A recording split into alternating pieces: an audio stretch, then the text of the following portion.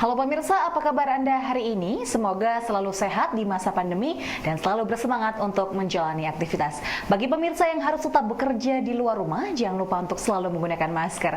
Hari ini program Berita Newspoint hadir menjumpai Anda bersama saya, Belinda Amanda. Selama 30 menit ke depan, Newspoint akan menyajikan berita terbaru seputar Universitas Brawijaya dan Malang Raya. Jangan kemana-mana, keep on our channel Newspoint.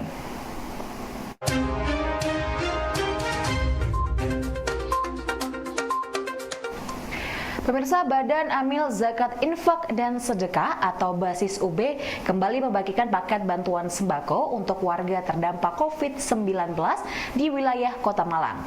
Direktur Basis UB, Profesor Imam Santoso menjelaskan untuk pembagian kali ini diberikan kepada 173 warga di RW 7 Kelurahan Sukoharjo Klojen, Kota Malang.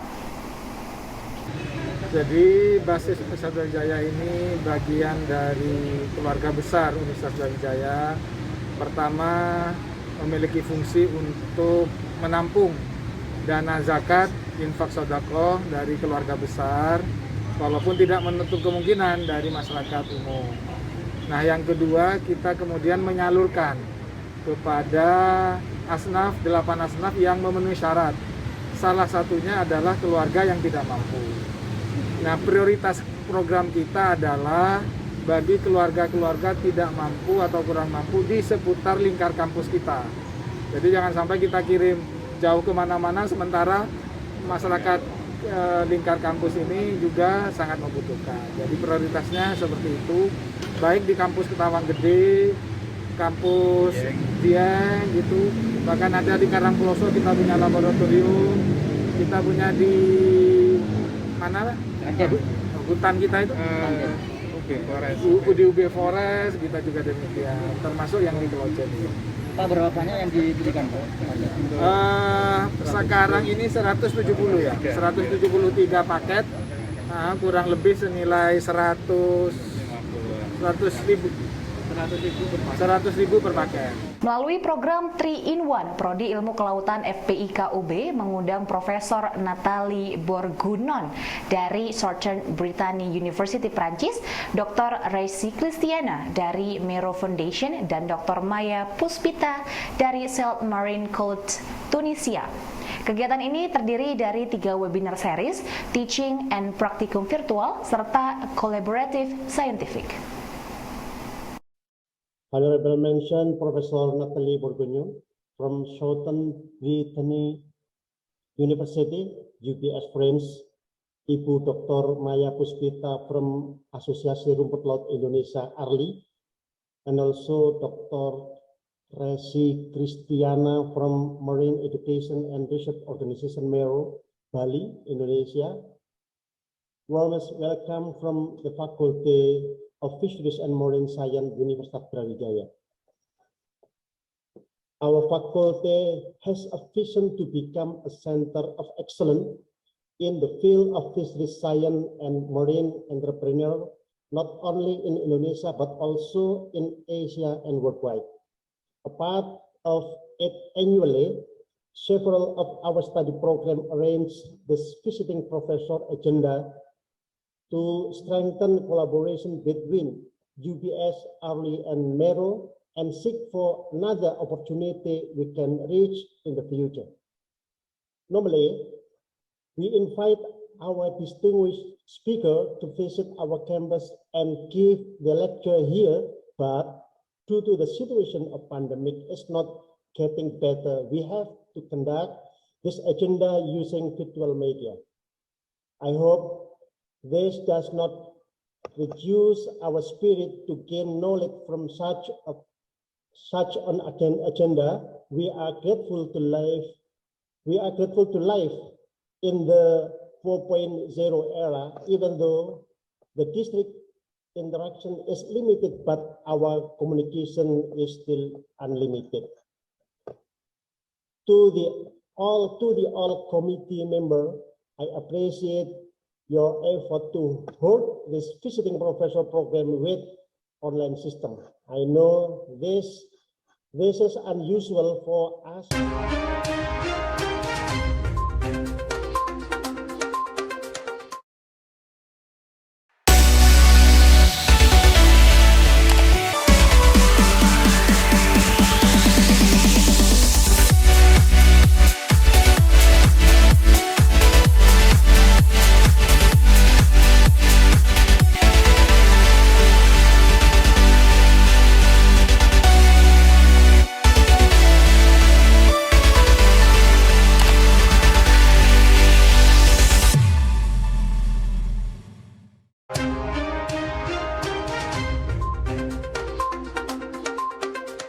Pemirsa, program D3 Administrasi Bisnis Vokasi Universitas Brawijaya menggenjot kualitas mahasiswa agar memiliki daya saing tinggi melalui program 3-in-1. Mengambil tema Arch RM From Theory to Practice Program 3-in-1 dibuka oleh Wakil Direktur 2 Vokasi Muhammad Khalid Mawardi, mewakili Direktur Vokasi Profesor Unti Ludikto. Guest speaker, Bapak Dr. Yunus Trionggo, MM, the Steering Committee of Gerakan Nasional Indonesia Kompetens. Welcome, Pak Yunus. And also Bapak Dr. Ahmad Ruki, formerly the Commissioner of PT Krakatau Steel. Selamat pagi, welcome, Pak. And also Ibu Dr. Rohani Saleh, PhD, from the University of Technology Veterans Malaysia. And Assalamualaikum, Bu Rohani, welcome to Vokasi program of Brawijaya University, and also all Deputy Director of Vokasi Education of Brawijaya University of Malang, Bu Dr. Ulfa Andayani and Pak Dr. Repol Romi Hermawan, and also dear all the well lecturer, participant, and my beloved student. Alhamdulillah Rabbil Alamin. Let us always be grateful to Allah Subhanahu Wa Taala that in spite of the pandemic that has forced us to work and study online, we still have an opportunity to hold 3-in-1 program. As we know that this program initiated in 2017 by Brawijaya University, that having 3 learning resources in one course, namely local lecturer, international professor, and also practitioner. This program is aimed to enhance the learning quality, which in turn will improve student competitiveness in the related to the job market. So, allow me to welcome and express my deepest gratitude to all the key speakers for your willingness to lecture in this program. And we believe that this program will bring a new perspective to our student, the field of human resources management. Dan untuk mahasiswa-mahasiswa vokasi, kegiatan 3-in-1 ini semoga bisa memberikan peluang kepada Anda semua dan memperluas pengetahuan, meningkatkan skill Anda, dan juga meningkatkan daya saing Anda, sehingga nikmati, ikuti kegiatan ini dengan baik dan benar. Riset keuangan dianggap sebuah studi yang cukup kompleks dengan berbagai persoalan, mulai dari kebijakan hingga perkembangan pasar. Namun dengan sistematika yang tepat, riset keuangan menjadi riset yang menarik dan sangat bermanfaat. Hal ini diulas dalam Research Talk seri pertama program 3-in-1, webinar jurusan Manajemen Fakultas Ekonomi dan Bisnis UB yang menghadirkan Rayenda Kresna Brahmana dari University of Bahrain. Pada kesempatan ini, pembicara membagikan strategi untuk memahami research gap dalam riset keuangan. Research gap is a content that later on, or not the, in the later you will use it for your problem statement or to motivate your study.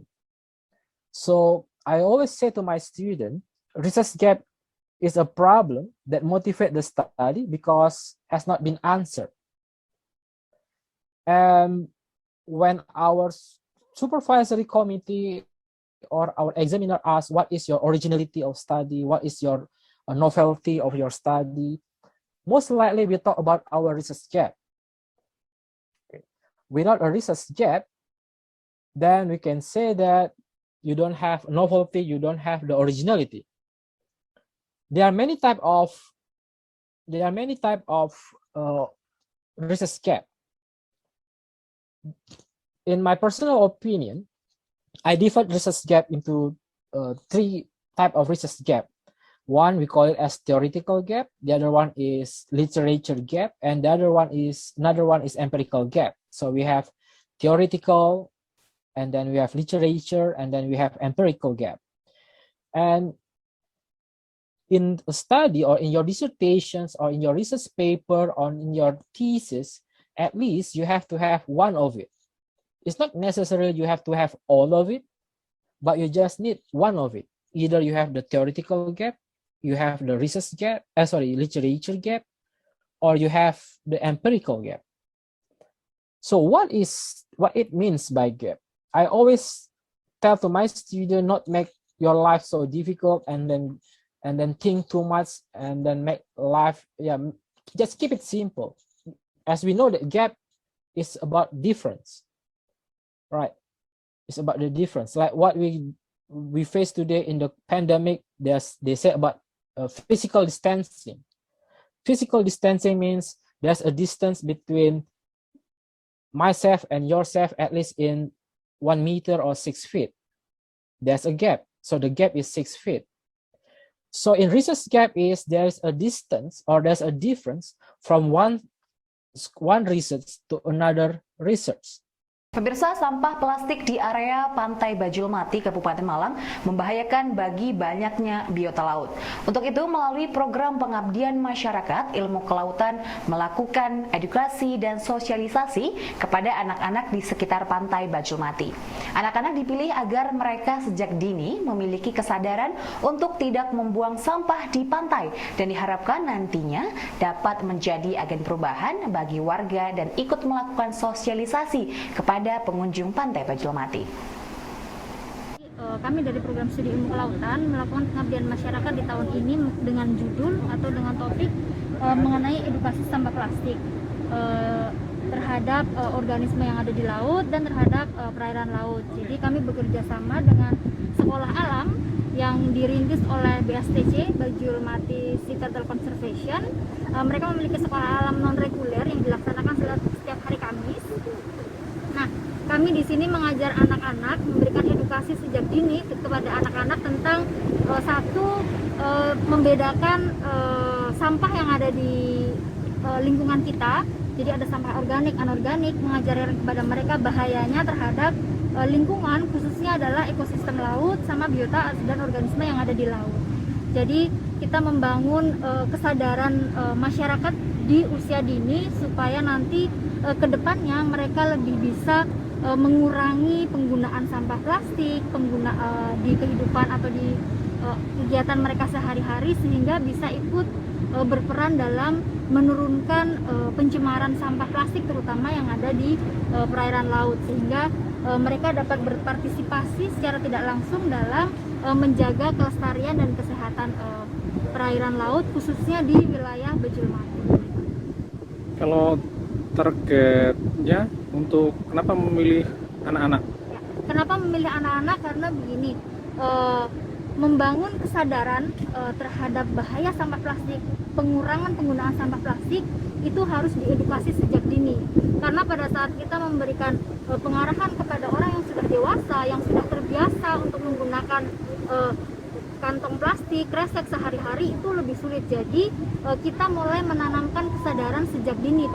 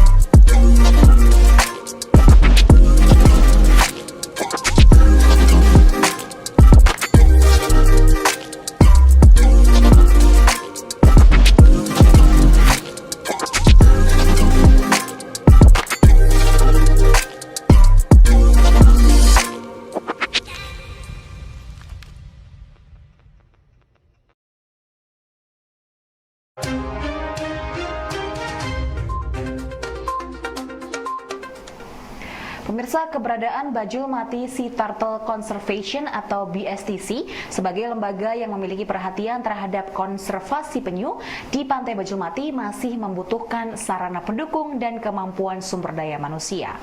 Untuk itu, melalui pengabdian masyarakat, Ilmu Kelautan UB memberikan pelatihan monitoring kualitas air pada kolam konservasi penyu di Pantai Bajul Mati. Selain pelatihan FPIK, UB juga memberikan hibah seperangkat alat untuk melakukan monitoring kualitas air dan peralatan pendukung lainnya kepada BSTC. Ya, jadi kami dari program studi Ilmu Kelautan, Fakultas Perikanan dan Ilmu Kelautan Universitas Brawijaya melakukan pelatihan pemantauan atau monitoring kualitas lingkungan. Nah, pemantauan kualitas lingkungan ini sangat penting untuk keberlangsungan hidup dari penyu. Nah, sebagaimana kita ketahui, penyu itu sendiri adalah hewan yang dilindungi dan populasinya itu sudah terancam punah. Nah, oleh karena itu, ini adalah salah satu upaya kami dari program studi Ilmu Kelautan Universitas Brawijaya untuk dapat mengembalikan populasi penyu sehingga keberlangsungannya itu bisa terus-menerus dan dapat dinikmati oleh generasi yang datang sebagai organisme yang penting dalam ekosistem perairan. Baik, kalau alat yang dihibahkan itu apa aja, Pak?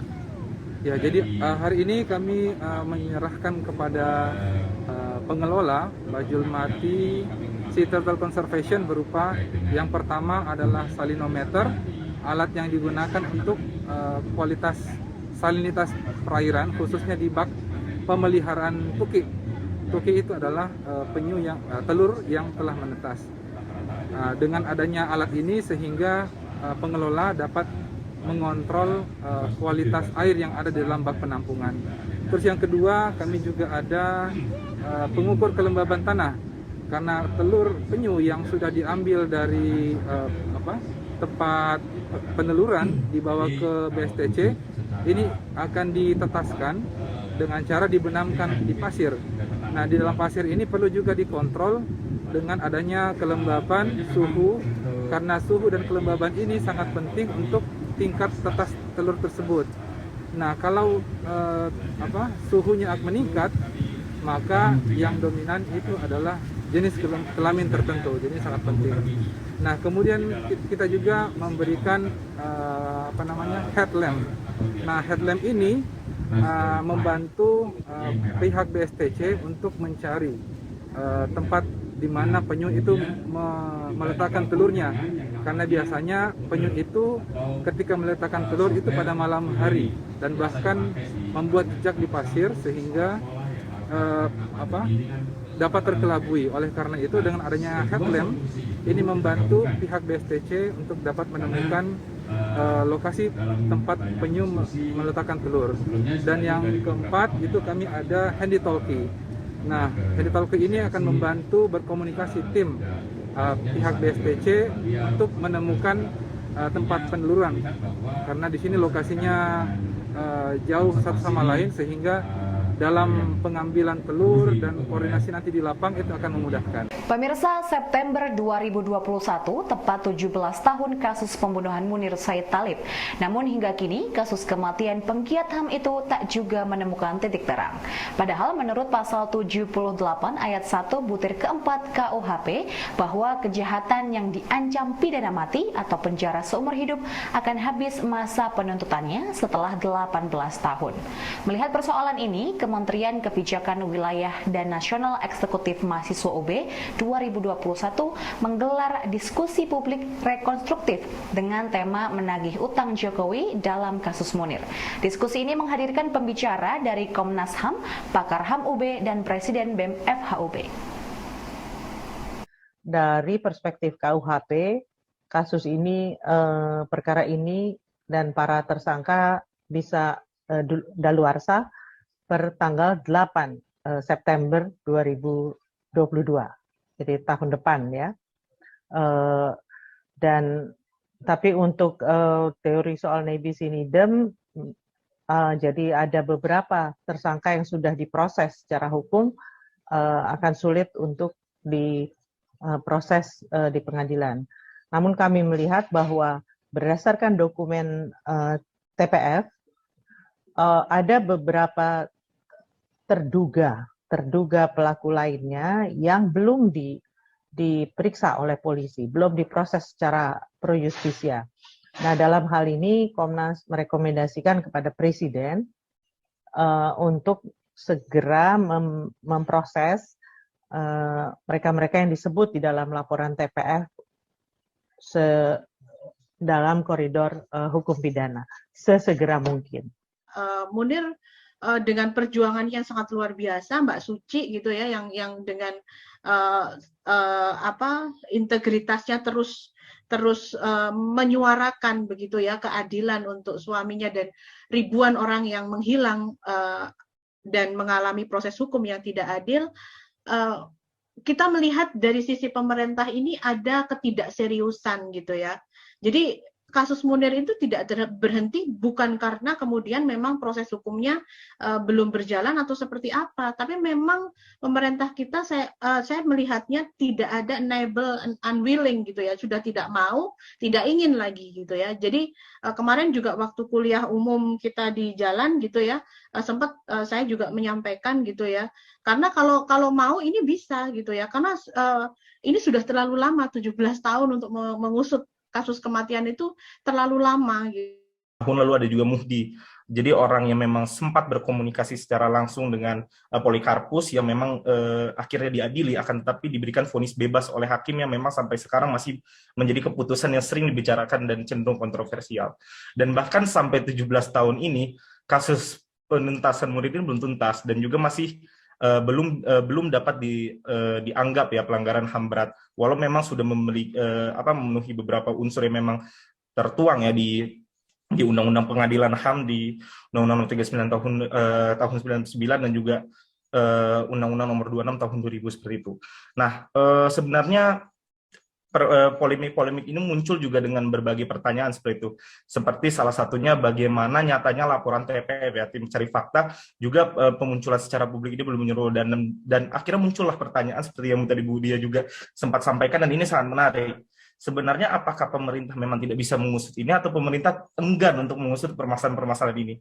Pemirsa, 5 mahasiswa Universitas Brawijaya, yakni Muhammad Maulidan, Muhammad Rafi Fahri, Rifki Tahara Wibowo, Irfan Jesi Abyakta, dan Wina Fitria Kristali yang dibimbing oleh Novi Haryati membuat Kanigara Jamur sebagai inovasi penambah cita rasa masakan alami dan pengganti monosodium glutamat atau MSG. Perwakilan tim Muhammad Maulidan mengatakan MSG ini terbuat dari bahan 100% bahan alami dari biji bunga matahari, jamur merang, jamur kuping, lada, bawang putih, dan juga bawang merah. Proses pembuatan Kanigara Jamur sesuai dengan SOP yang telah ditentukan. Jadi untuk bahan-bahan yang kami gunakan itu 100% bahan alami, Kak. Ada biji bunga matahari, jamur merang, jamur kuping, lada, bawang putih, dan bawang merah. Dan proses pembuatannya itu kami sebelumnya akan mengumpulkan bahan-bahan kami, lalu dicuci bersih seperti proses pembuatan umumnya dan SOP dari proses pembuatan produk kami. Jadi dicuci semua, lalu dipotong-potong kecil dan akan di oven. Di oven menggunakan oven dengan suhu 103 derajat Celcius. Nah itu nanti akan kering, sehingga kalau sudah ada kering nanti akan digiling, akan menjadi butiran ataupun serbuk, dan itu akan dikombinasikan menjadi produk Kanigara Jamur. Dan ini produk Kanigara Jamur kami yang ada kemasan saset dan kemasan botol. Untuk kemasan botol sendiri dengan berat 100 gram dan kemasan saset 10 gram. Untuk botol dengan harga Rp9.000, sedangkan untuk saset itu Rp1.000, dan itu sangat terjangkau dibandingkan dengan produk-produk yang lainnya. Pemirsa, informasi tadi sekaligus menutup perjumpaan kita hari ini. Jangan lupa untuk selalu menyaksikan News Point setiap hari pukul 19.30 waktu Indonesia Barat hanya di UBTV, Televisi Pendidikan Universitas Brawijaya. Saya Belinda Amanda dan seluruh kru yang bertugas pamit undur diri. Tetap patuhi protokol kesehatan, wajib menggunakan masker. Terima kasih dan selamat beraktivitas.